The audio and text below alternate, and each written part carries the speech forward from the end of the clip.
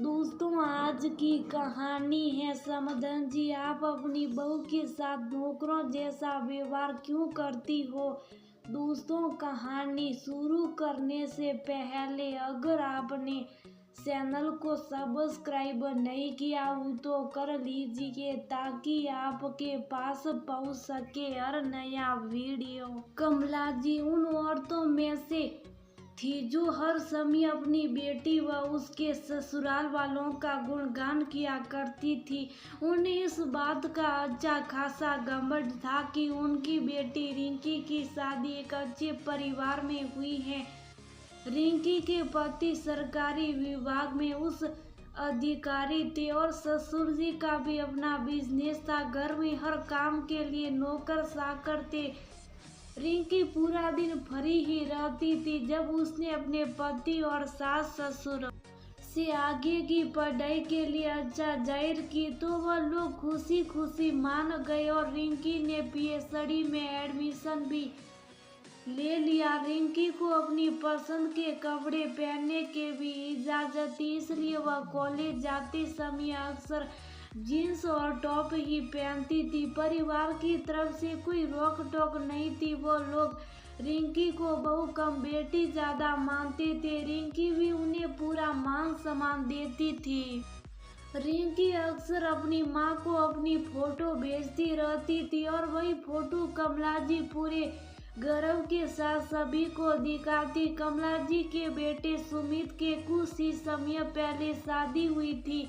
कमला जी अपनी बहू रिद्धि के सामने भी बेटी और उसके ससुराल वालों का गुणगान करती रहती कि कैसे वह लोग खुले मिजाज के हैं और घर में कोई रोक टोक नहीं है और उनकी बेटी तो भगवान जी से अपनी किस्मत फुर्सत में लिखवा कर आई है। आए दिन यही बातें सुन रिद्धि को भी गुस्सा आने लगा था, पर बहू जो ठहरी कुछ कहते भी नहीं सकती थी। बस चुपचाप सासू माँ की बातें सुनती और काम में लगी रहती। रिद्धि घर में भी साड़ी ही पहन कर रखती थी। सिर पर पल्लू लेना अनिवार्य था। घर में झाड़ू पोछे वाली लगी हुई थी, लेकिन बाकी के सारे काम रिद्धि ही करती थी। कहीं भी अपनी मर्जी से आने जाने की इजाजत नहीं थी। वो जहाँ भी जाती बस अपने पति देव के साथ जाती। रिद्धि नौकरी भी करना चाहती थी, पर घर वालों ने इस बात को मंजूरी नहीं दी, खासकर कमला जी ने। जब भी रिद्धि सासू माँ की बड़ी बड़ी बातें करती तो रिद्धि मन ही मन सोचती कि इनकी बेटी को हर काम की आज़ादी मिली हुई है तो उस बात का बखान दुनिया भर में करती हैं, लेकिन बहू को घर में सांस भी पूछ कर लेनी पड़ती है। बेटी काम नहीं करती फिर भी उसकी तारीफों के पुल बांधती रहती हैं और यहाँ मैं पूरा दिन लगी रहती हूँ, लेकिन मेरी किसी को कदर नहीं। ऊपर से हर काम में नुक्सानदेही करती रहती है। वो अलग रिद्धि के मन में बहुत सी बातें थी जो वह कहना चाहती थी, लेकिन घर का माहौल खराब नहीं हो इसलिए वह बस चुप रहती। अब घर में सत्यनारायण भगवान की कथा थी। सभी रिश्तेदारों और पड़ोसियों को बुलाया गया था। रिद्धि के परिवार वाले भी आए हुए थे और रिंकी भी परिवार समेत आई हुई थी। कथा समाप्त होने के बाद सब जन प्रसाद लेकर चले गए और केवल घर के सदस्य और साथ आस पास के लोग ही रह गए। सब लोग बैठे बातें कर रहे थे। कमला जी एक बार फिर से बेटी और उसके ससुराल वालों की मानता के सर से लेकर बैठ गई। मेरी बेटी तो बहुत ही भाग्यशाली है जो ऐसा ससुराल मिला, ना पहनने ओढ़ने की रोजी। हम तो ऐसे रिश्तेदार पाकर गंगा नहा लिए, हमारी तो सारी मनोकामनाएं पूरी हो गई। ये बातें वैसे तो रिद्धि की मम्मी कई बार सुन चुकी थी, लेकिन वह कभी जवाब नहीं देती थी। आज उनसे रहा नहीं गया और वह बोली, समधन जी आप तो गंगा नहा लिया, अब कुछ ऐसा कीजिए कि हमें भी लगे कि हम भी गंगा नहा लिए।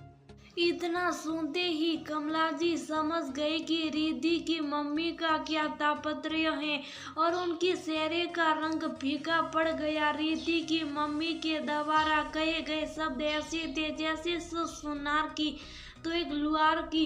कमला जी से कुछ बोलते नहीं बना। तभी उनकी जेठानी शारदा जी बोली, कमला बेटी और उसके ससुराल वालों के गुण तू इसलिए गा रही है क्यों कि उन्होंने तेरी बेटी को सारी सुख सुविधा दी हुई है, इसमें तेरा तो कोई योगदान नहीं। ये तो उनकी मानता है कि वह लोग बहू को बेटी समझते हैं और सिर्फ आंखों पर बिठाते हैं। तेरी वाह तो तब होगी जब यही सब सूट तू तेरी बहू को देगी। तेरी बहू तो पूरा दिन मशीन की तरह काम करती है, वह तुझे क्यों नहीं देखती।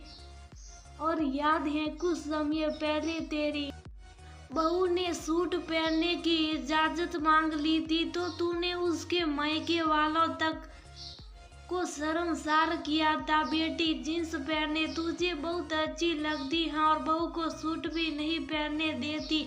बेटी तो रोज कॉलेज जा रही है, कल को नौकरी भी करेगी, लेकिन बहू को तू नौकरी नहीं करने देती। ये दोगलापन क्यों कमला? जब तेरी बेटी अपनी मर्जी से खुलकर जी सकती है तो बहू क्यों नहीं। अब कमला जी से कुछ बोलते नहीं बना। शारदा जी ने आज उन्हें आईना दिखा दिया। तभी रिंकी को सास भी बोल पड़ी, समधन जी बुरा मत मानना, लेकिन आपकी जेठानी जी सही कर रही हैं। आप तो बहू के साथ नौकर जैसा व्यवहार करती हैं, बेचारी को अपनी मर्जी से कुछ करने नहीं देती। उसे भी हक है अपने सपने पूरे करने का। बहू के लिए थोड़ा नरम दिल बनिए। शारदा जी और रिंकी की सास की बातें सुन मोहल्ले के लोग भी उनकी हाँ में हाँ मिलाने लगे। इधर कमला जी को कुछ सूझ नहीं रहा था और वह सुबह ये सब बातें सुमित ने भी सुनी और वह भी सोचने पर मजबूर हो गया कि उसने कभी अपनी बीवी के लिए आवाज उठाई ही नहीं। माँ ने जो नियम बनाए बस वह सब उसने बीवी पर थोप दिए। कभी बीवी ने मना किया तो उसको 2 साल सुना भी दिया। सुमित को खुद पर शर्मिंदगी महसूस हुई और अपनी माँ का दोगलापन भी वह साफ साफ देख पा रहा था। उसी रात उसने रिद्धि से कह दिया कि रिद्धि अब तक जो हुआ उसे बदल नहीं सकता, लेकिन अब तुम्हें जो करना है करो। तुम नौकरी करना हो तो करो और तुम्हें कोई नहीं रोकेगा। जैसे कपड़े पहनने हैं पहनो, जैसे रहना है रहो। बस माँ बाबूजी और इस घर की इज्जत का ख्याल रखना।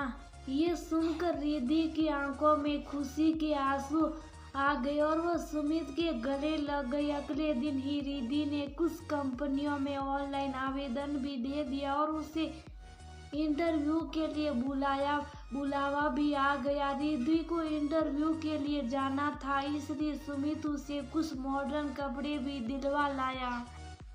इंटरव्यू के दिन रिद्धि सुबह जल्दी उठ गई और सारे काम समय से निपटा दिया। फिर याद आया कि सासू माँ को तो बताया ही नहीं। वो उसी वक्त सासू माँ के कमरे में गई और बोली, माँ मुझे आज इंटरव्यू के लिए जाना है, देर हो रही है, सारे काम कर दिए हैं, अब मैं तैयार होने जा रही हूँ। इतना कह रिद्धि अपने कमरे में चली गई। सासू माँ को कुछ समझ नहीं आया। वो तो सुमित से पूछने लगी। सुमित ने बताया कि रिद्धि का इंटरव्यू है आज और वह वहीं जा रही हैं। इतना सुनती कमला जी बोली, तुम लोगों ने मुझे बताना भी जरूरी नहीं समझा और किसकी इजाजत से ये घर के बाहर कदम रख रही हैं। तभी काले रंग की पैंट, सफेद कमीज और काला कोट पहन हाथ में बैग लिए रिद्धि बाहर आई। रिद्धि को देख सासू माँ को गुस्सा चढ़ गया और वो बोली, ये क्या पहन रखा है, कोई शर्म लिहाज है या नहीं, या वह भी बेस खाई है। लगता है माँ ने ये भी नहीं सिखाया कि बड़ों के सामने कैसे कपड़े पहनते हैं।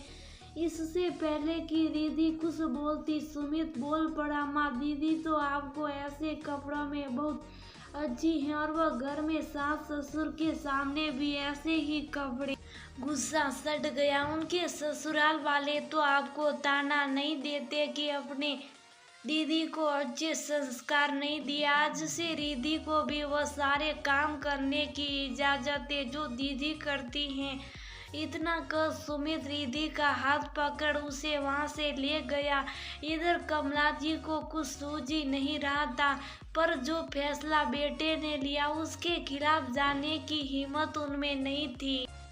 उधर रिद्धि का इंटरव्यू भी हो गया और उसकी नौकरी भी लग गई। अब रिद्धि नौकरी भी करने लगी और सुमित भी उसका पूरा साथ देता। समय के साथ कमला जी को भी अकल गई कि जब उनकी बेटी अपनी शर्तों पर जीवन जी सकती है तो बहू को भी ये अधिकार मिलना चाहिए। अब वह बहू की मदद करती। परिवार वालों का साथ पाकर रिद्धि में सपनों को पंख मिल गए और अब वह ऊंची उड़ान भरने के लिए तैयार थी।